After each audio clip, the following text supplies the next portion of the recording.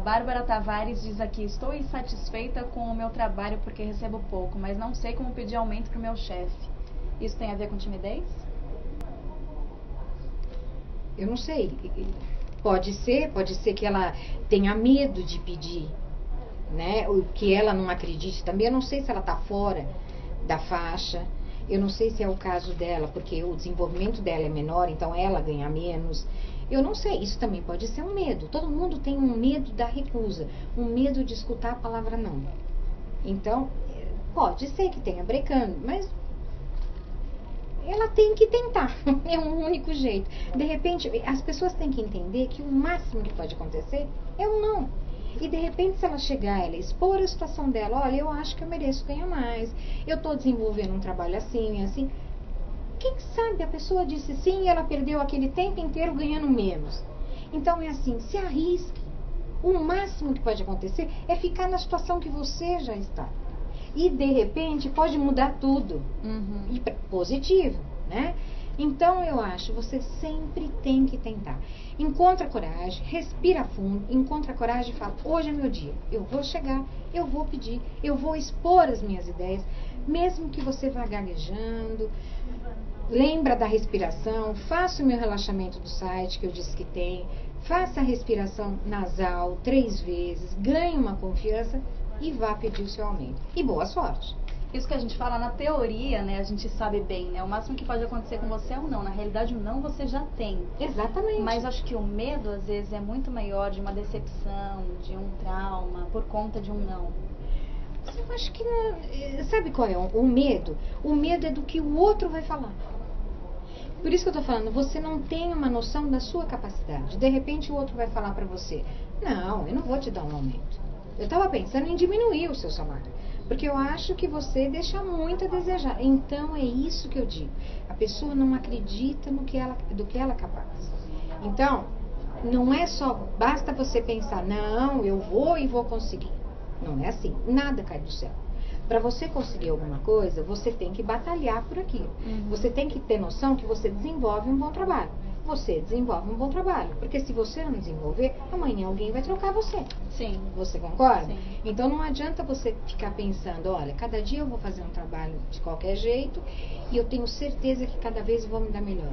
Gente, não funciona. Não, Então é você ter noção do que você faz. Se você tiver noção que você está no seu cargo, você desenvolve muito bem, o seu salário não é compatível com aquilo, vá em frente. O máximo que você vai escutar é um não. E se você escutar um não, se você é boa no que você faz, mande seu currículo para outros lugares. Com certeza, em algum lugar eles vão te pagar realmente o que você merece e aproveitar muito mais a capacidade dela. Sim, e atrás da felicidade também. Exatamente. A Petra tem outra dúvida aqui. Ela diz: gostaria de saber também se é possível que a pessoa desenvolva uma grande timidez após um episódio de humilhação ou muita vergonha. Sim. De repente a pessoa não era tímida, mas ela fica depois que ela se exibiu e passou vergonha. Não é nem que ela se exibiu. Às vezes, não sei, você tá de calça comprida, você tá passando. De repente você tá lá sentada, você vai levantar a sua calça rasa. Você podia tirar de letra, pegar uma malha de alguém e colocar na cintura. Outras pessoas vão ficar tão envergonhadas que não vão conseguir levantar. Porque já tem um quadro de timidez. Aí o que ela faz? Ela está despertando mais atenção. Porque você pegar e colocar e amarrar uma malha: puxa, rasguei minhas calças, tudo bem. Agora não, você fica lá: não, eu não posso levantar. Aí o tímido tem uma coisa que todo mundo percebe: ele começa a ficar vermelho. Ele começa a transpirar. Então ele tem um quadro físico que agrava muito. Porque não é só falar. Tem um quadro, a pessoa começa a transpirar tanto porque ela não sabe o que ela vai fazer. Então ela paralisa naquela situação. Então eu acho assim, ela pode sim desenvolver. Eu não sei qual foi o caso dela, mas ela pode desenvolver. E aí toda vez que ela estiver numa situação ou igual ou parecida, nós temos um mecanismo disparador. Então ela vai passar por aquela situação, epa, esse mecanismo dá um estalo e ela se vê passando por aquilo. Então o corpo dela já se prepara, ela já começa a transpirar, ela já começa a ficar receosa daquilo, porque ela sabe que ela vai passar vergonha de novo. Então ela não se expõe mais. Se ela começa a evitar os lugares que ela pode se expor, as pessoas onde ela pode se expor, é isso que acontece e acaba virando uma fobia. Uma situação que eu vejo que é muito constrangedora para muitas pessoas é levei um tombo na rua, né, onde tenha público. A primeira reação das pessoas é olhar para o lado, alguém viu? Olhar para o lado, às vezes você se machuca feio, mas você não quer demonstrar. Então você olha para o lado, faz assim na mão, como se não acontecesse nada. Se machucou, não, imagina, não está doendo nada. A pessoa está arrebentada, mas ela não quer demonstrar. Gente, não tem nada demais. Acontece com todo mundo. E não tem nada demais você pedir ajuda. Olha, você pode me ajudar? Eu me machuquei, eu tô passando mal, eu tô nervosa, porque acontece. Aí a mulher, principalmente, eu choro demais, eu sou muito emotiva. Vamos dizer, você caiu. Você pode começar a chorar. Você não tem nada, mas você despertou esse sentimento. Não tenha vergonha de ser você. Quando você começa a ter vergonha, aí complica. Porque aí você faz assim, não, com aquela pessoa eu não posso me comportar desse jeito. Com aquela eu tenho que ser muito alegre. Com aquela... Aí chega uma hora que você não sabe mais quem você é. Seja você em qualquer situação. Isso só tem pontos positivos para a pessoa. Eu acho que é isso, é ela procurar ver se ela realmente desenvolveu essa fobia e se isso está impedindo, está evitando que ela passe por várias situações. Se tiver, procure uma ajuda. A Carolina tem uma pergunta aqui. Ela diz: que tipo de consequências a timidez pode trazer? É exatamente isso que a gente estava falando. Depende da sua timidez, é você evitar situações, evitar pessoas. Então você de repente no trabalho, né? O seu superior te chama para um cargo. Você é extremamente competente, mas você não aceita. Porque você acha que você vai se expor, que você não é capaz para aquele cargo. Então, o que isso está fazendo? Está te prejudicando. Então, é descobrir até que ponto a sua timidez está te prejudicando. Está deixando, você evita de sair de casa. E isso, o computador, os joguinhos, estão favorecendo muitas pessoas. Porque com o computador, eu falo o que eu quero, né? Eu sou o máximo. Aí você vai encontrar com a pessoa não abre a boca. Como? É aquela? Porque ali ela passa uma imagem que ela é. Às vezes ela fala que ela é outra, põe a foto de outra. É tudo diferente. Então é assim, tem que procurar ser você. Eu sou chato, eu sou feio, eu sou gordo, eu não gosto dessa situação. Eu vou tentar mudar. Se não mudar, eu vou me aceitar do jeito que eu sou. Entendeu? O que não dá é para se esconder a vida inteira. Porque isso só vai te prejudicar. Você colocou um ponto aí que é muito interessante, que as pessoas realmente, a internet facilita a comunicação por conta disso. Eu não preciso dizer que eu sou eu, colocar a minha foto, eu posso me comunicar com as pessoas. Sim, eu atendo muitas crianças. Aí o que acontece? Crianças, adolescentes, eles estão deixando de brincar. Eles moram em prédio, eles moram em condomínio, eles estão deixando de brincar.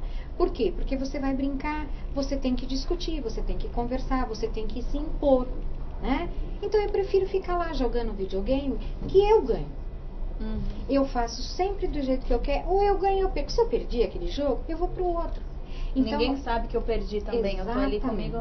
E isso é uma banalização. Então tem que ver até que ponto você está se tapeando. Porque isso, você está se tapeando.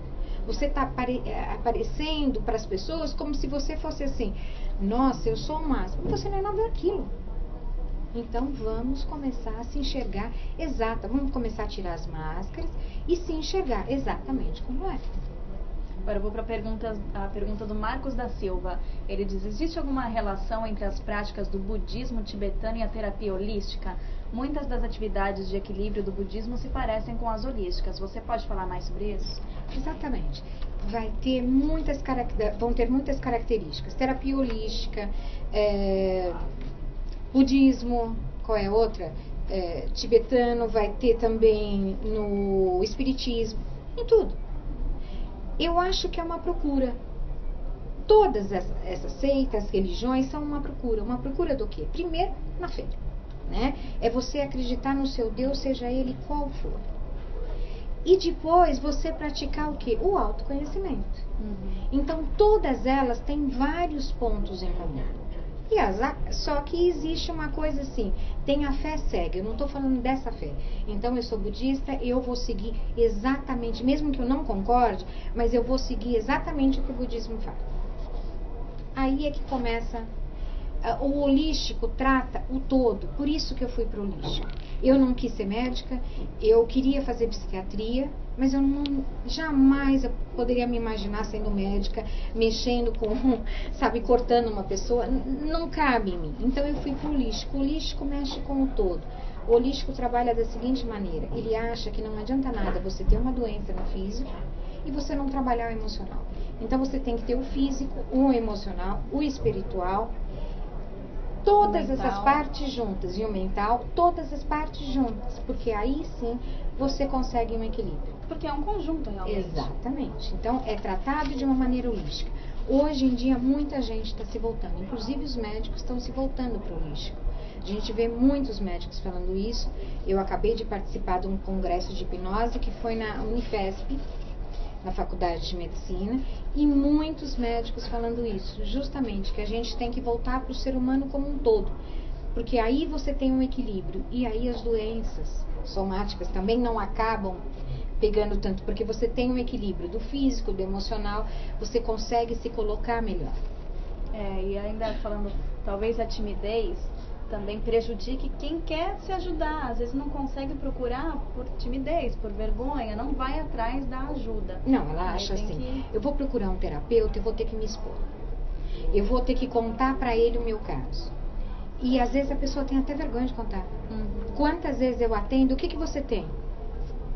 A pessoa não fala, vamos começar o tratamento. Não fala, porque a pessoa não quer. Então você tem uma ideia de terapia, o quê? Eu vou sentar na frente do outro e eu vou ter que me colocar. Então eu não quero. Eu acho assim, existem vários tipos de terapia. Se você descobriu que você precisa se tratar, vai em um. Não gostou daquele, procure outro. Entendeu? E aí de repente você vai ver também que às vezes falar não é tão ruim assim. Porque quando você fala, você está colocando para fora. Quando você coloca para fora, tem um alívio muito grande. Para essas pessoas que não conseguem nem falar, comece a escrever. Então, por exemplo, é uma maneira de você colocar para fora, você não tem que mostrar para ninguém, mas você está analisando. A hora que você está ali escrevendo, que você depois começa a falar, você está analisando tudo aquilo que te aconteceu. Aí você vai falar, gente, acho que não precisava tudo isso. Porque chega uma hora que você para e pensa, eu não precisava agir dessa maneira. Então, o que você vai fazer? Da próxima vez, não queira ser o máximo. Queira assim, comece de pouquinho, eu vou melhorar mais um pouco, da próxima vez eu vou melhorar mais um pouquinho, e aí você vai ganhando confiança e melhora qualquer coisa. E às vezes se a gente não coloca pra fora também, a gente começa a ter problemas de saúde.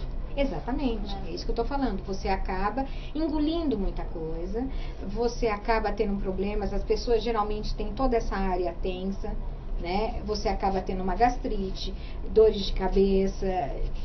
Vamos sai evitar. Através daí, né? Exatamente, você somatiza e isso vai para o teu corpo em uma forma de doença, uma forma de estresse.